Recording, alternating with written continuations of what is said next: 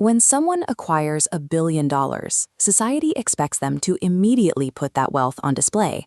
The unwritten rule is that massive fortunes require massive monuments to house them. These expectations naturally extend to the water. This photograph shows the kind of massive superyachts newly minted billionaires acquire, vessels that burn through tens of millions of dollars each year just in basic maintenance. Or they purchase entire archipelagos, putting literal oceans between themselves and the rest of the world to guarantee total exclusivity. Yet a man with a net worth exceeding $100 billion, someone who could comfortably afford every item on that list at the exact same time, ignores the playbook entirely.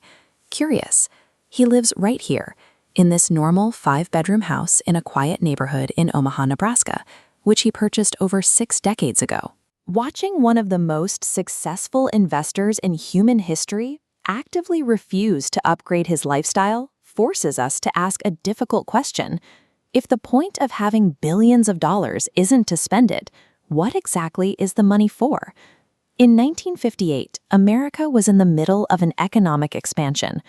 Homes and cars were rapidly scaling up in size. Against that backdrop, Warren Buffett bought a comfortable family home for roughly $31,500. As a child running paper routes, Buffett studied money rather than just spending it. He viewed individual dollars as raw materials that possessed the potential to grow over time, rather than simple pieces of paper meant for immediate consumption. This approach relies heavily on a concept called opportunity cost. Every time you make a purchase, you permanently give up whatever that money could have earned if you had invested it instead. The sticker price is only a fraction of the actual cost. This chart illustrates that choice. On the left, capital is sunk into a luxury estate. On the right, the same capital compounds in the market. Over decades, the investment curve accelerates violently. Spending millions on a palace early mathematically erases billions in future wealth. The original address remains a physical monument to his mastery of capital allocation. Every unspent dollar acted as a preserved seed that fed into his overall net worth. The math of compound interest is simple enough, but the psychology of sudden wealth is where most people stumble. Acquiring extreme riches almost always triggers an immediate reflex to start comparing yourself to your peers. Economists call this psychological trap the hedonic treadmill. When you buy an expensive new item, you experience a quick burst of excitement. You soon adapt, the luxury becomes your boring new baseline, and you immediately need to buy something even more expensive to feel that same high. This flowchart tracks how the cycle spins out of control. You buy a massive house, feel brief satisfaction, adapt to the space, and then see a peer with a larger estate. That sparks new desire, pushing the finish line further away.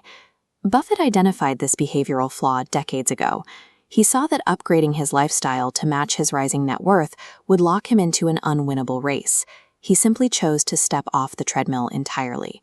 He treated his capital as a scorecard for intelligent decision-making. The numbers in his portfolio represented resources to be allocated efficiently, rather than an allowance meant to be burned on social flexing. Extreme wealth typically traps people in a never-ending cycle of proving their status to others. Buffett used his money to purchase permanent mental freedom from those societal expectations, which brings us back to that quiet street in Omaha today. Buffett never lived in that house as a form of self-punishment. The home consistently fulfilled his actual human requirements: deep ties to the community, close proximity to family, and decades of quiet comfort. Relocating to a gated compound wouldn't have improved his daily routine. It would have only served as a visible performance for strangers, trading his invisible freedom for heavy, visible possessions. Looking at Buffett's approach, the stark difference in philosophies becomes clear. There is a vast divide between spending money so the world thinks you are rich and quietly, carefully retaining your capital so that you actually are rich. Accumulating capital provides a utility far greater than impressing the outside world. It buys you unshakable freedom to construct a life you genuinely enjoy on your own terms. You stay right where you are, knowing you finally have total freedom. Let us know your thoughts in the comments below.